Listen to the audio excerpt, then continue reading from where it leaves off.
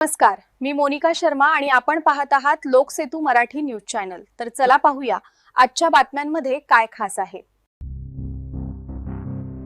शिरपूर शहर पोलिसांनी 21 तोडे सोन्यासह 5 आरोपींना घेतले ताब्यात।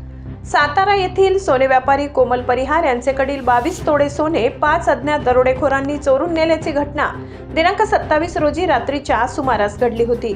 दरोडेखोरांनी दरोडा टाकून विना नंबर प्लेट असलेली पांढऱ्या रंगाची स्विफ्ट कारने साताऱ्याहून मध्य प्रदेशच्या दिशेने पळाले असल्याची माहिती शिरपूर पोलिसांना मिळाली।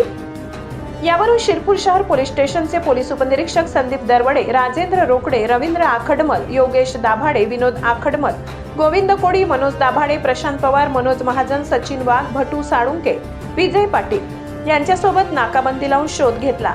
परंतु अज्ञात आरोपी यांनी टोल नाका चुकवून शिरपूर शहरातील रस्त्याने पळ काढण्याचा प्रयत्न केला असता पोलिसांनी त्यांचा पाठलाग करून अभिषेक सुरेंद्र शिकलबार वय 19 राहणार गोलेगा मंदिर ग्वाल्हेर मध्य प्रदेश, अंकुश जाट वय 19 राहणार गोलेगा मंदिर ग्वाल्हेर मध्य प्रदेश, अनुज रामाधर दिवाकर वय 19 राहणार गोलेगा मंदिर ग्वाल्हेर मध्य प्रदेश, पंकज केदार राठोड वय 19 राहणार गोलेगा मंदिर ग्वाल्हेर मध्य प्रदेश, अजय फौजदार राठोड वय 21 राहणार गोलेगा मंदिर ग्वाल्हेर मध्य प्रदेश यांना ताब्यात घेऊन त्यांच्याकडील एकूण 21 तोडे सोने हस्तगत करण्यात आले।